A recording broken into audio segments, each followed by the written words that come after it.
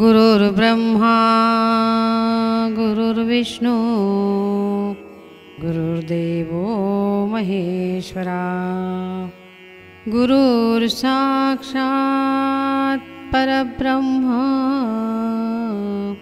तस्मै श्री गुरवे नमः।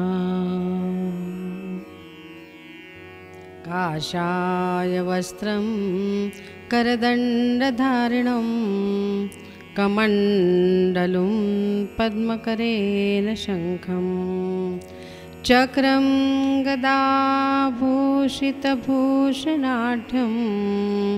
श्रीपादराजं शरणं प्रपद्ये।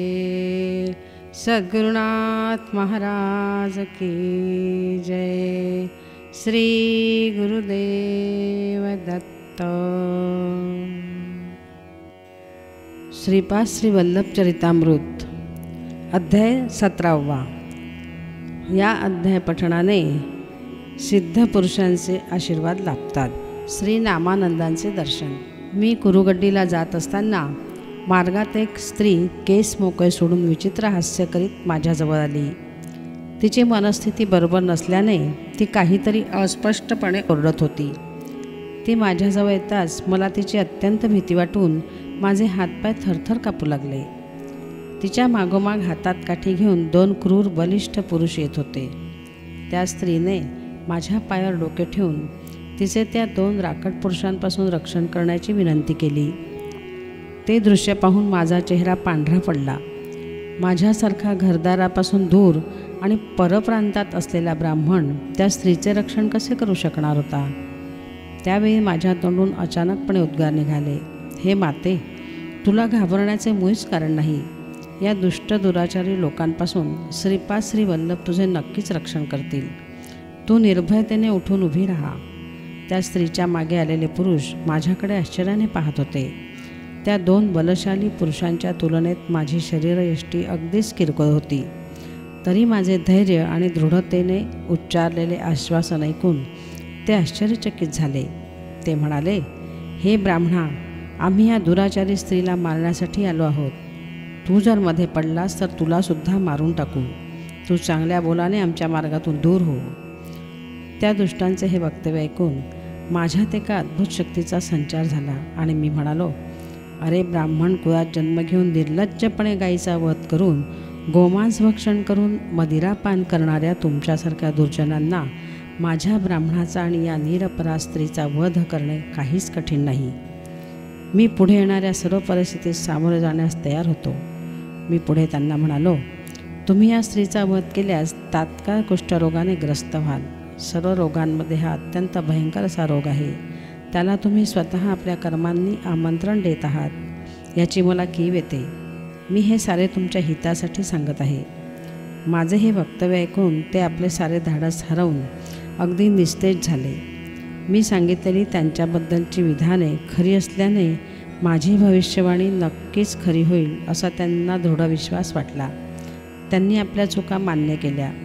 ज्योतिषशास्त्राचे काहीच ज्ञान नसलेला मी त्यांच्या दृष्टीने एक विद्वान भविष्यवेत्ता ठरलो। जवळच असलेल्या एका वृक्षाच्या छायेत आम्ही बसलो। मी त्यांना त्यांचा जीवनवृत्तांत सांगण्याची विनंती केली। ते म्हणाले, महाराज, आपण त्रिकालदर्शी आहात। आपणास अज्ञात असे या पृथ्वीवर काय आहे?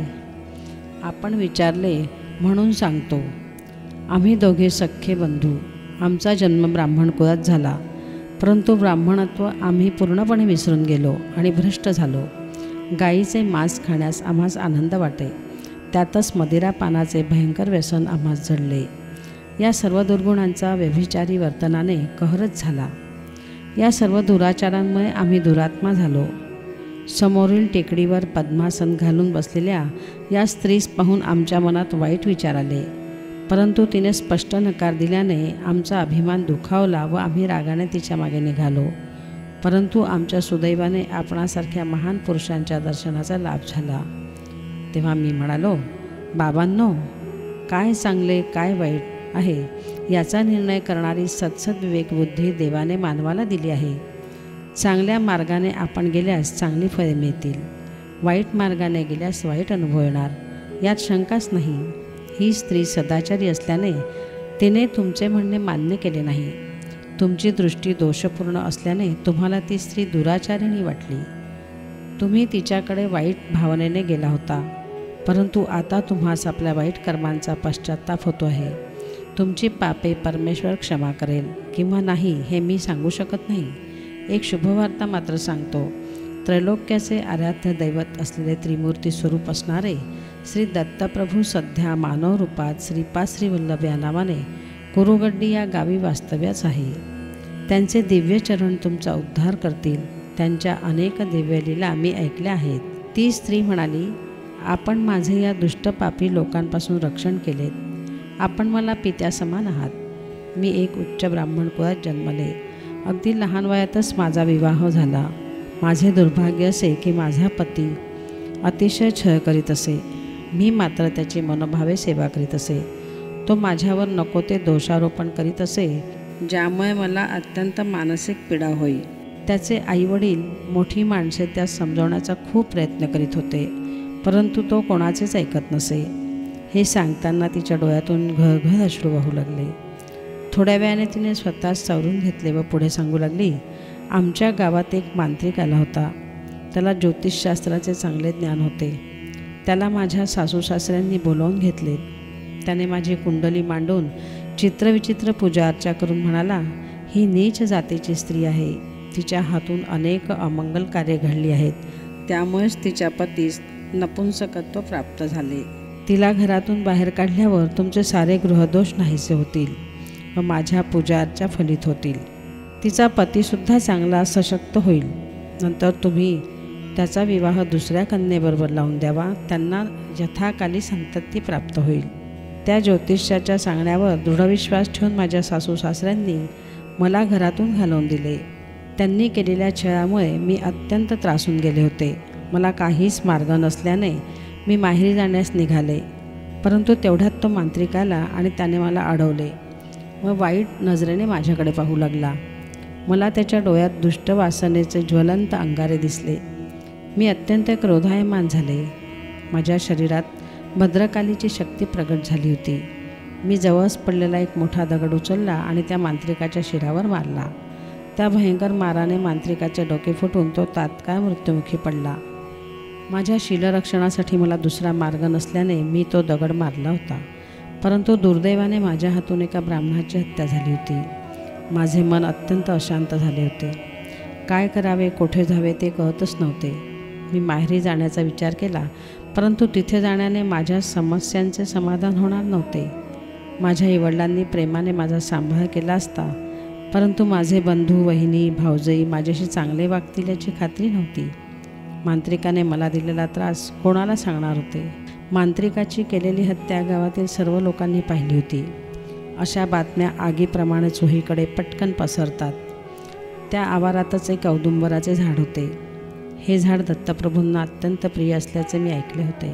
त्या झाडाखाली बसले असताना मला गाढ निद्रा लागली. थोड्या वेळाने जागी होऊन पाहिले तर माझ्या दोन बाजूस 2 नाग माझे रक्षण करीत होते. मी त्या दोन्ही नागांना नमस्कार केला तेव्हा ते नाग दुसरीकडे निघून गेले. मी दत्त दिगंबर जय गुरुदेव दत्त असा जप करीत होते. दत्तप्रभूंचे नुसते स्मरण केले तरी ते भक्तांच्या मदतीसाठी धावून येतात असे मी ऐकले होते. माझ्या भाग्याने औदुंबराच्या कृपाछायेत असताना मला दत्तप्रभूंचे कृपाछत्र माझ्या शिरावर असल्याची अनुभूती झाली. मी नामस्मरण करीत असताना एक वाटसरू त्या वृक्षाच्या छायेत विश्रांतीसाठी थांबला. मी भयभीत होऊन त्याला विचारले, तू कोण आहेस? तू येथून निघून जा. तू गेला नाहीस तर एक दगड घेऊन तुला मारून टाकीन. थोड्या वेळापूर्वीच मी एका मांत्रिकाला मारले होते. तो वाटसरू म्हणाला, माई, मी रजक म्हणजे धोबी कुलात जन्मलेला रविदास श्री दत्तप्रभूंचा भक्त आहे. मी कुरवपुरात राहत असे. श्री गुरुदत्त श्रीपाद श्री वल्लभ रूपात भूतलावर अवतरले असून सध्या ते कुरवपूर क्षेत्रात वास्तव्य करीत आहेत. दूर पसरलेल्या दत्तभक्तांना ही वार्ता कळावी म्हणून ते नवीन नवीन लीला करीत असतात. मी सध्या कुरवपूरला जात आहे. तुझी इच्छा असल्यास माझ्याबरोबर ये. कुरवपूर येथून जवळच आहे. मी माझ्या भावाकडे जाऊन तेथून पुढे कुरवपूरला जाईन. तेव्हा मी म्हणाले, तुमच्या बोलण्यावर मी कसा विश्वास ठेवू? तुम्ही सांगत असलेले श्रीपाद श्रीवल्लभ कोण आहेत हा विषय जाणून घेण्याची सुद्धा मला गरज नाही. ते जर दत्तमूर्ती असते तर त्यांनी माझे रक्षण केले असते. ते स्वतः श्री दत्तगुरू आहेत हे सिद्ध करण्याची जबाबदारी त्यांचीच आहे. मी श्रीपाद प्रभूंचे नामस्मरण करीत नाही, परंतु श्री दत्तात्रेयांचे नामस्मरण करते. यावर जे घडेल ते मी पाहीन. तुम्ही तात्काळ इथून निघून जा, नसता काहीतरी प्रमाद घडेल. माझे वक्तव्य ऐकल्यावर तो गृहस्थ रविदास दत्त दिगंबर श्रीपाद श्रीवल्लभांचे नामस्मरण करीत निघून गेला. त्यानंतर एका टेकडीवर मी पद्मासन घालून ध्यान करीत बसले. त्याचवेळी 2 दुष्ट तेथे आले. त्यांची माझ्यावर विचारी नजर पडली आणि ते माझ्या मागे लागले. आपण माझी या 2 कामी दुष्टांपासून रक्षा केली तेव्हा मी म्हणालो, हे माते, श्रीपाद प्रभूंच्या कृपेने तुझे रक्षण झाले. ते अंतर्यामी असून कालातीत आहेत. या सृष्टीमध्ये विविध कालावधीत घटना घडत असतात. या सर्व घटनांच्या मागे ते स्वतः कारणरूपाने स्थित असतात. या सृष्टीत कारण नसलेले कोणतेच कर्म दिसत नाही. श्रीपाद श्रीवल्लभ स्वामींना निर्गुण, सगुण, निराकार, साकार यासारख्या कोणत्याच अवस्थेत कोणीच जाणू शकत नाही. प्रत्यक्ष वेदांनी सुद्धा त्यांच्यासमोर हात टेकले व नेती नेती आम्ही जाणत नाही असे म्हटले आहे. वेदांची ही अवस्था झाली तर सामान्य भक्त त्यांच्याबद्दल काय जाणू शकेल. त्यांच्या स्वरूपाचे ज्ञान त्यांना स्वतःलाच असणार यात तीळ मात्र संशय नाही. आपण मात्र त्यांचे नामस्मरण करीत गेल्यास त्यांचा अनुग्रह नक्कीच होतो आणि सर्व दुःखातून आपली मुक्तता होते. मी 2 ब्राह्मण आणि 1 ब्राह्मणी सुशीला आम्ही 4घे मिळून कुरुगड्डीस जाण्यास निघालो. मार्गात आम्ही श्री दत्तप्रभू आणि श्रीपाद श्रीवल्लभांचे भजन करीत नामस्मरण करीत जात होतो. रस्त्यावरील लोकांना आम्ही भजन मंडळीतील लोक असल्यासारखे वाटत होते. मार्गात असलेल्या नामानंद स्वामी या थोर महात्म्यांच्या आश्रमात पोहोचलो. श्रीपाद प्रभूंचे रूप परिवर्तन आणि शिष्य नामानंदास अनुग्रह. श्री नामानंद स्वामी हे त्रिकालज्ञानी महात्मा पुरुष होते. त्यांनी आमचे मोठ्या आदरपूर्वक स्वागत केले. त्यांनी आपला परिचय देण्यास सुरुवात केली. ते म्हणाले, माझ्या वडिलांचे नाव मायन्नाचार्युलू आणि माझे नाव सायन्नाचार्युलू. आमचे गोत्र भारद्वाज. आम्ही वैष्णव संप्रदायाचे आहोत. मी संन्यास दीक्षा घेतल्यावर माझे नाव नामानंद असे ठेवले गेले. संन्यासोत्तर मी पूर्ण वैराग्य धारण करून पुण्यक्षेत्र आणि सिद्धतीर्थाच्या यात्रा केल्या. नंतर सद्गुरूंच्या शोधात निघालो. फिरत फिरत मी पिठिकापुरम येथे येऊन पोहोचलो. आम्ही वैष्णव असल्याने श्री विष्णूंचीच आराधना करतो. आमचे सोवळे कडक असते आणि आचारविचार उच्च असतात. पिठिकापुरम येथील कुंती माधवाचे दर्शन घेऊन बाहेर आल्यावर समोर एक चांडाळ उभा असलेला दिसला. चांडाळाचे दर्शन आम्ही वाईट समजतो. तो चांडाळ समोर येऊन उच्च स्वरात म्हणाला, आमची दक्षिणा देऊन पुढे जा. मी आश्चर्याने त्याच्याकडे पाहत राहिलो. गावातील सर्व लोक हा प्रकार पाहत होते. कलियुगामुळे असा विपरीत प्रकार घडत असल्याचे सर्वांना वाटत होते. तो चांडाळ मदिरापान करून श्री वैष्णवांवर अत्याचार करीत होता. एवढ्यात नामानंद त्यास म्हणाले, अरे चांडाळा, तू कोण आहेस? मी एक वैष्णव ब्राह्मण आहे. माझे नाव नामानंद आहे. तू मला दक्षिणा मागणे योग्य वाटत नाही. त्या चांडाळाचे डोळे लाल झाले होते. त्याचा भयंकर चेहरा कोणासही भय वाटावे असा होता. नामानंदांच्या शांत भाषणामुळे तो अधिकच क्रोधित झाला होता. तो चांडाळ नामानंदांना म्हणाला, तू सद्गुरूच्या शोधात वेड्यासारखा फिरत आहेस. तू मला ओळखत नाहीस? मीच तुझा सद्गुरू आहे. मीच तुला संन्यासोत्तर नामानंद असे नाव दिले. तू तुझ्याजवळ असलेली सारी संपत्ती मला गुरुदक्षिणा म्हणून अर्पण कर आणि सर्वांसमक्ष मला साष्टांग नमस्कार करून गुरु म्हणून माझा स्वीकार कर. तू जर असे केले नाहीस तर मी तुझा सर्वनाश करीन. तुझ्या शरीराचे तुकडे करून तुला मरणप्राय यातना देईन. श्री नामानंदांबरोबर त्या चांडाळ वर्णातील व्यक्तीने अतिशय कडक व्यवहार केला होता. तो पुढे म्हणाला, मी सांगेन तसे तुला वागले पाहिजे. तू देवांची कितीही आराधना केलीस तरी कोणी तुला मदत करणार नाही. एवढे बोलून तो चांडाळ नामानंदांवर चाल करून आला. नामानंदांच्या मनात नसताना केवळ दुसरा उपाय नसल्याने त्यांनी त्या चांडाळाचे पाय धरले. त्यांचे सर्वस्व त्या चांडाळाला गुरुदक्षिणा म्हणून अर्पण केले. देवाची आपण जी कल्पना करतो त्यापेक्षा तो कसा विपरीत असतो याची कल्पना नामानंदांना आली. परंतु तितक्यातच तो चांडाळ स्वामींना दिव्यमंगलाच्या स्वरूपात दर्शन देत असल्याचा भास झाला. त्याच्या त्या दिव्य नेत्रातून अनंत दया करुणा यांचा वर्षाव झाल्यासारखा वाटत होता. दिव्य मंगलमूर्ती असलेल्या त्या भगवानांनी म्हटले, मी श्री दत्त आहे. सध्या श्री वल्लभांचे स्वरूपात मी पिठिकापुरम येथे अवतरित झालो आहे. तू माझा भक्त आहेस आणि मी तुझा सद्गुरू आहे. तू माझे सर्वस्व झाला आहेस. मी सत चित आनंद आहे. तू उद्यापासून नामानंद नाम धारण करून धर्मप्रचार कर. तुला सुख आणि शांती प्राप्त होईल. शेवटी माझ्या पदास येशील. असे सांगून चांडाळाच्या वेशात असलेले दत्तप्रभू अंतर्धान पावले. श्री नामानंद स्वामींना श्री वल्लभांकडून भोजनाचे आमंत्रण. अशा प्रकारे नामानंद संन्यासी पिठिकापुरम येथील श्री वल्लभांचे दर्शन घेण्यासाठी पुढे निघाले. त्यांना मार्गात कोणी भिक्षा दिली नाही. भुकेने त्यांचा जीव व्याकुळ होत होता. सर्वजण त्यांच्याबद्दल शंका घेत होते. त्यांना वाटले, हा एक वेडा आहे. एक चांडाळ येऊन त्यांच्याकडून गुरुदक्षिणा घेऊन गेला. हा ब्राह्मण असून याने चांडाळाला आपला गुरु केला म्हणून हा अस्पृश्य झाला आहे. म्हणून याला भिक्षा देणे म्हणजे शास्त्रविरुद्ध होईल. या विचाराने पिठिकापुरम गावातील लोकांनी नामानंद स्वामींना भिक्षा घातली नाही. फिरत फिरत ते अप्पलराज शर्मांच्या घरी पोहोचले. अत्यंत भुकेमुळे तोंडातून शब्द बाहेर पडत नव्हते. कसेबसे ते ओम भिक्षाम देही म्हणाले. तेवढ्यात दार उघडून घरातून श्री वल्लभ अन्नाचे भरलेले ताट घेऊन आले. त्यांना ओसरीवर बसवून त्यांनी स्वहस्ते नामानंद स्वामींना खाऊ घातले. केवढे हे भाग्य! विश्वनियंता आपल्या भक्ताला स्वहस्ते जेवण भरवित होता. धन्य ते गुरु आणि धन्य ते शिष्य.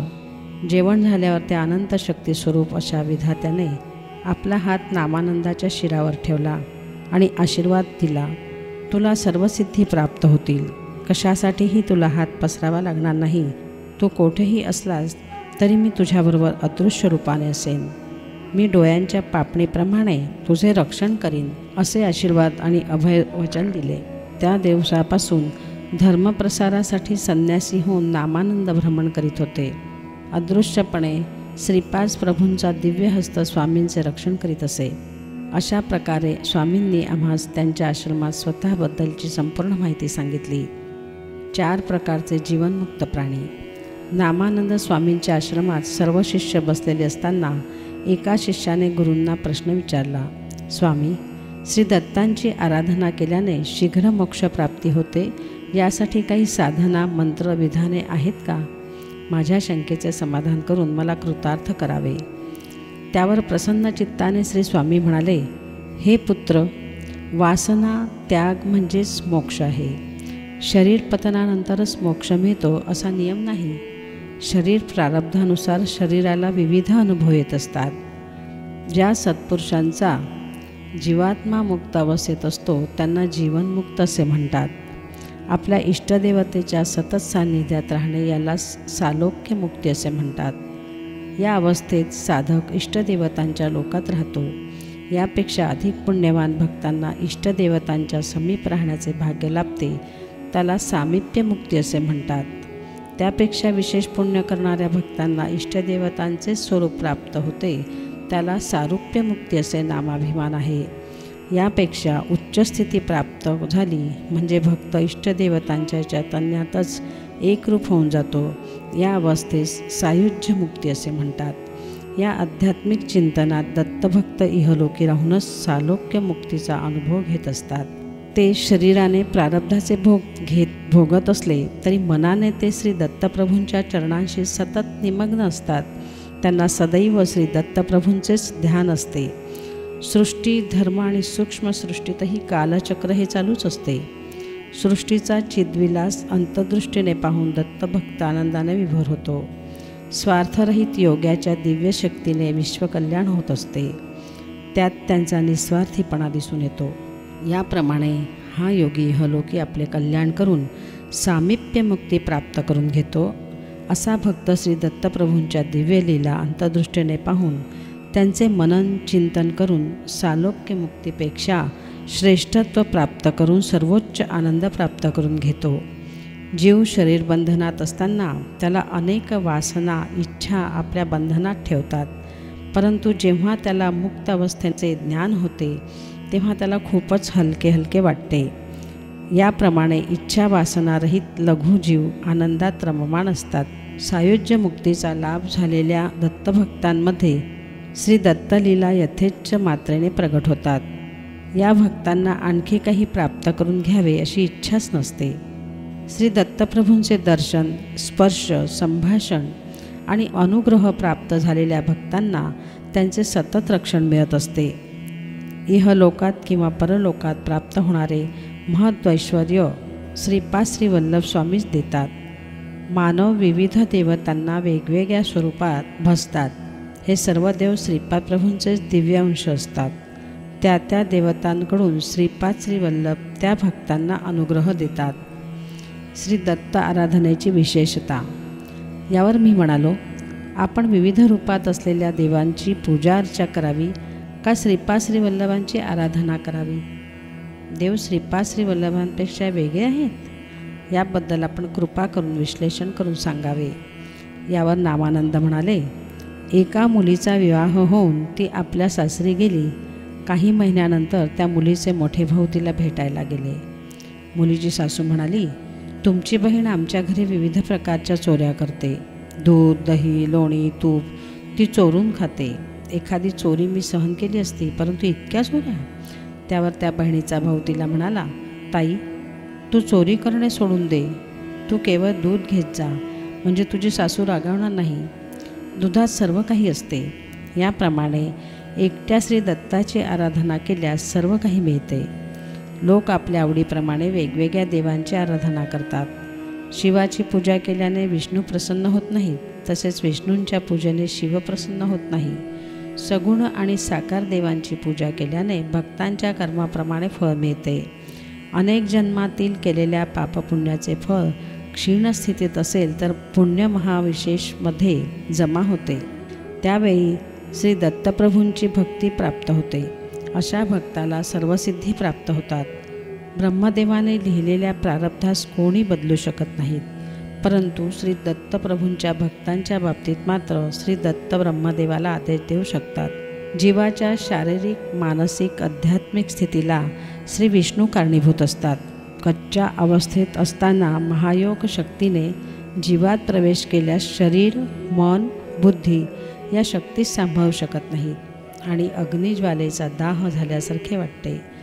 जीवाचे जीवनमान सुरळीत चालण्यासाठी भगवान विष्णू आपणास सहाय्य करतात, ते प्रत्येकाच्या कर्मानुसार. श्रीकृष्ण श्री दत्तप्रभूंचे अभिन्न अंग आहेत. श्रीकृष्णाने गोवर्धन पर्वत अंगुलीवर धारण केला होता, हे सर्वांना ज्ञात आहे. गोकुळातील साऱ्या गोपी आणि गोप पूर्वजन्मातील महान महान ऋषी होते. त्यांनी रचलेले महान ग्रंथ पर्वतरूपाने अवतरित झाले होते. या महान ग्रंथाचे विभेदन होऊन त्यातून प्रचंड महायोग शक्ती निघते, तेव्हा जीवास खूपच हलके हलके वाटते. त्या सूक्ष्म स्थितीत जीवाला महायोगानंद मिळतो. हा मिळवण्यासाठी कठीण तपश्चर्या लागते. श्रीकृष्ण भगवान आपल्या भक्तांचा, आश्रितांचा संपूर्ण भार स्वतः पेलून घेतात. त्यांचे ग्रंथ विभेदन करून त्यांना शक्ती प्रदान करतात. हे आध्यात्मिक रहस्य आहे. बौद्धिक दृष्टीने पाहिल्यास श्रीकृष्ण गोवर्धन पर्वत उचलून सर्वांचे रक्षण करीत आहेत असे वाटते. श्री दत्तप्रभूंचा तो संकल्पच होता. परिस्थितीला बदलायचे, परिणाम क्रमाला शीघ्रपणे करण्याचे आदेश ते श्री विष्णूंना देत असत. या प्रक्रियेत भक्तांच्या प्रारब्धामुळे मार्गात येणाऱ्या अडचणी, त्यांचे अनुभव त्यांच्या नकळत त्यांना सुसह्य होत असत. श्रीपाद श्री वल्लभ आपल्या भारी भक्कम विद्यांवर भक्तांचा भार वाहतात. श्रीपाद प्रभू किती दयाळू आणि कारुण्यमूर्ती आहेत. श्रीपाद प्रभूंच्या अवतारांचे मुख्य लक्ष त्यांच्याबरोबर सायुज्य स्थिती अनुभवणाऱ्या योग्यांनी 1,25,000 अनुयायी करण्याचा संकल्प केला होता. त्याची पूर्तता करणे हे होते. हे कर्मबंधनाच्या स्पंदनातून सर्वांना मुक्त स्थितीत आणून रुद्राच्या अंशरूपाने प्रगट होऊन कोट्यानकोटी जन्मांनंतर येणाऱ्या त्या जन्मांचा विनाश करून त्या जीवात्म्याला मुक्ती देतात. त्यांच्यामधील ब्रह्मा, विष्णू आणि रुद्राचा अंश स्फुट होऊन त्या ईश्वरी गुणांनी भक्तांचे रक्षण होते. हे त्या आत्म्याच्या संकल्पाने होत असते. भक्तांनी संकल्पसिद्धीसाठी भक्तिमार्गाचा अवलंब करणे आवश्यक आहे. एकदा पिठिकापुरममध्ये श्रीपाद प्रभूंच्या एका भक्तास घोड्यावर बसत असताना घोड्याने पाडून टाकले व पायाने तुडविले. त्याला भयंकर जखमा होऊन तो रक्तबंबाळ झाला. त्या जखमी भक्ताला श्रीपादांनी आपला अभय हस्त दर्शविला आणि त्याच क्षणी सर्व जखमा पूर्णपणे बऱ्या झाल्या, जणू काही झाल्याच नव्हत्या. त्याच दिवशी श्रीपाद श्रीवल्लभांवर दृढ श्रद्धा आणि भक्तिभाव असणाऱ्या एका भक्ताला कल्पना नसताना 100 मोहरांनी भरलेला एक हंडा सापडला. श्री व्यंकटप्पा यांनी प्रभूंना या घटनेविषयी विवरण करून सांगण्याची विनंती केली. त्यावर श्रीपाद स्वामी म्हणाले, मी माझ्या एका अनन्य भक्ताचे आयुष्य 20 वर्षांनी वाढविले. त्याच्या भक्तीवर संतुष्ट होऊन मी त्याला ते फळ दिले होते. आज त्याला 100 मोहरांनी भरलेला हंडा मिळाला. हा त्याचा महत्भाग्याचा दिवस आहे. ज्याची माझ्यावर मनापासून अनन्य भक्ती असते त्याचा मी दास होतो. जे भक्त मला हृदयात प्रस्थापित करतात ते मला अत्यंत प्रिय असतात. त्रिलोकपती परमेश्वरसुद्धा अशा भक्तांच्या अधीन होऊन त्यांच्याबरोबरच संचार करतात. श्री नामानंद स्वामींच्या दिव्य सत्संगाचा लाभ झाल्याने सर्वांना अत्यंत आनंद झाला. ते 2 ब्राह्मण नामानंदांना म्हणाले, आम्ही केलेल्या पापांचा आम्हास पश्चाताप होत आहे. आपण आम्हास उपदेश द्यावा. यावर श्री नामानंद स्वामी म्हणाले, तुम्ही एकभुक्त व्रत करा, कष्ट करून धनसंपादन करा आणि त्या धनाचा उपयोग सद्ब्राह्मणांना अन्नदान करण्यासाठी करा. त्यामुळे तुमच्या पापांचे क्षालन होईल. असे वर्तन केल्यास श्रीपाद प्रभूंचे प्रत्यक्ष अथवा स्वप्नामध्ये दर्शन होईल. मंत्रदीक्षा मिळाल्यावर सुद्धा तुम्ही सदाचाराने वागले पाहिजे. जर तुम्ही पूर्वीच्या सवयीनुसार पुन्हा दुराचारास प्रवृत्त झाल्यास श्रीपाद स्वामी तुम्हाला दुप्पट शिक्षा देतील, याचे ध्यान असू द्यावे. दत्तात्रेयांच्या आराधनेचे फल. सुशीला नावाच्या ब्राह्मण स्त्रीने श्री नामानंदांना विचारले, स्वामी, संकटातून कशी सुटका करून घ्यावी? त्यावर त्या प्रसन्न चित्त नामानंद स्वामींनी सांगितले, आत्मा हा निरंतर असतो. त्याला जन्ममरण नसते. त्याला अग्नी जाळू शकत नाही, शस्त्र इजा करू शकत नाही, पाणी त्याला भिजवू शकत नाही आणि वारा त्याला सुकवू शकत नाही. मनुष्य मात्र कोट्यावधी वेळ मृत्यू पाहून पुन्हा जन्म घेतो. तू अनघा देवीचे व्रत केल्यास तू संसारात सुखी होशील. तसेच तू देवी समवेत श्री दत्तात्रेयांची आराधना करून त्यांना संतुष्ट करून घे. असे केल्याने श्री दत्तात्रेय नक्कीच तुझ्यावर अनुग्रह करतील. श्री बापनाचार्युलूंना श्री दत्तात्रेयांचे दर्शन घडले व त्यांनी सिद्धमंगल स्तोत्र लिहिले. प्रत्यक्ष दत्ताच्या दर्शनाच्या अनुभूतीने गायली जाणारी या स्तोत्रातील अक्षरे अत्यंत प्रभावशाली आहेत. या अक्षरांमधील चैतन्य हे युगानुयुगे विलसत राहील. या स्तोत्रात व्याकरणदृष्ट्या कोणताही दोष अथवा त्रुटी नाही. या स्तोत्राचे पठण करण्यासाठी कोणताही विधिनिषेध नाही. मला हे स्तोत्र श्री बापनाचार्युलूंच्या मुखातून ऐकण्याचे भाग्य लाभले. हे स्तोत्र माझ्या हृदयावर अंकित झाले आहे. सिद्धमंगल स्तोत्र. श्रीमदनंत श्रीविभूषित अप्पल लक्ष्मी नरसिंह राजा, जय विजयी भव दिग्विजयी भव, श्रीमत्खंड श्री विजयी भव. श्री विद्याधरी राधा सुरेखा, श्री राखीधर श्रीपादा, जय विजयी भव दिग्विजयी भव, श्रीमत्खंड श्री विजयी भव. माता सुमती वात्सल्यामृत परिपोषित, जय श्रीपादा, जय विजयी भव दिग्विजयी भव, श्रीमत्खंड श्री विजयी भव. सत्य ऋषीश्वर दुहितानंदन पापनाचार्यनुत श्रीचरणा, जय विजयी भव दिग्विजयी भव, श्रीमत्खंड श्री विजयी भव. सवित्र काठक चयन पुण्यफल भारद्वाज ऋषि गोत्र संभवा, जय विजयी भव दिग्विजयी भव, श्रीमत्खंड श्री विजयी भव.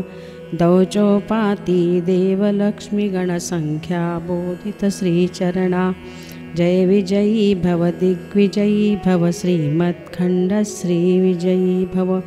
पुण्यरूपिणी राजमांबसुत गर्भ पुण्यफल संजाता, जय विजयी भव दिग्विजयी भव, श्रीमत्खंड श्री विजयी भव. सुमती नंदन नरहरिनंदन दत्तदेव प्रभु श्रीपादा, जय विजयी भव दिग्विजयी भव श्रीमत्खंड श्री विजयी भव पीठिकापुर नित्यविहारा मधुमती दत्ता मंगलरूपा जय विजयी भव दिग्विजयी भव श्रीमत्खंड श्री विजयी भव। परम पवित्र शाव सिद्धमंगल स्तोत्राचे पठण अनघा अष्टमीचे व्रत करून केल्यास सहस्त्र सद्ब्राह्मण जेव घातल्याचे पुण्य प्राप्त होते। तसेच स्वप्नात सिद्ध पुरुषांचे दर्शन होते। याच्या पठणाने मनातील सर्व कामना पूर्ण होतात। जे भक्त मन काया आणि कर्मांनी श्री दत्तात्रेयांची आराधना करून या स्तोत्राचे पठण करतात ते श्रीपाद श्रीवल्लभांच्या कृपेस पात्र होतात। तसेच याच्या नित्य नियमितपणे गायनाने सूक्ष्म वायुमंडलातील अदृश्य रूपाने संचार करणाऱ्या सिद्धी प्राप्त होतात। श्रीपाद प्रभूंचा सुशिलेच्या पतीस अनुग्रह। श्री नामानंद स्वामींची अमृतवाणी ऐकल्यावर मला एक कल्पना सुचली। मी श्री नामानंदांना म्हणालो, हे स्वामी, या स्तोत्राच्या पारायणात श्रीपाद प्रभूंच्या दिव्यलीलांचे वर्णन यथाप्रसंग सांगावे अशी आपल्या चरणी नम्र प्रार्थना आहे। आम्ही तिघांवर दयेचा सतत वर्षाव करणाऱ्या स्वामींनी आम्हावर आनंद दृष्टी टाकली आणि आमच्या विनंतीस मोकच संमती दिली। त्या रात्री आम्ही श्रीपाद प्रभूंचे नामस्मरण केले। स्वामींनी लीला कथन करीत सिद्धमंगल स्तोत्राचे गायन केले। त्या दिव्य अनुभूतीमध्ये रात्र केव्हा संपली हे कळलेच नाही। उषःकाल होता श्रीपादांची मंगल आरती केली। थोड्याच वेळात अन्नसामुग्रीने भरलेली एक बैलगाडी आश्रमात आली। गाडीवान खाली उतरला। त्याने सारी खाद्यसामुग्री बैलगाडीतून उतरवून आश्रमात ठेवली। नंतर तो सुशिलेस उद्देशून म्हणाला, थोड्याच वेळात तुझा पती सासू सासरे दुसऱ्या बैलगाडीतून येतील। त्या गाडीवानाच्या बोलण्यात एक वेगळेच माधुर्य होते। तो दिसण्यास इतर गाडीवानासारखा नव्हता। सारखे त्या गाडीवानाकडे बघत राहावे असे वाटत होते। परंतु तो सामान उतरवून निरोप सांगून त्वरेने निघून गेला। त्यावेळी नामानंद स्वामी ध्यानावस्थित होते। त्यातून बाहेर आल्यावर त्यांनी विचारले, तो गाडीवान कुठे आहे? तो सामान ठेवून निघून गेल्याचे आम्ही सांगितले। त्या ऐकता स्वामी म्हणाले, तुम्ही किती भाग्यवान आहात, मीच अभाग्य आहे। ते पुढे म्हणाले, परमकारुण्यमूर्ती श्रीपाद श्रीवल्लभ आपणासाठी गाडीवानाच्या रूपाने अन्नसामुग्री घेऊन आले। त्यांनी तुम्हाला दर्शन दिले। नंतर सुशिलेकडे वळून म्हणाले, हे सुशिले, तुझे नशीब उदयास आले। तुझ्या पतीचे नपुंसकत्व गेले। तुझे सासू सासरे आणि पती दुसऱ्या बैलगाडीतून येत आहेत। त्रिकाल ज्ञानी नामानंदांनी सांगितल्याप्रमाणे सारे घडून आले। सुशिला आपला पती व सासू सासऱ्यांबरोबर आपल्या घरी गेली। मी आणि त्या दोघा ब्राह्मणांनी श्री स्वामींना कुरुगड्डीस जाण्याची अनुज्ञा मागितली। श्री नामानंद स्वामींचा आशीर्वाद घेऊन आम्ही कुरुगड्डीच्या मार्गाने निघालो। श्रीपाद श्रीवल्लभांचा जय जयकार असो। श्रीपादराजं शरणं प्रपद्ये। सद्गुरुनाथ महाराज की जय।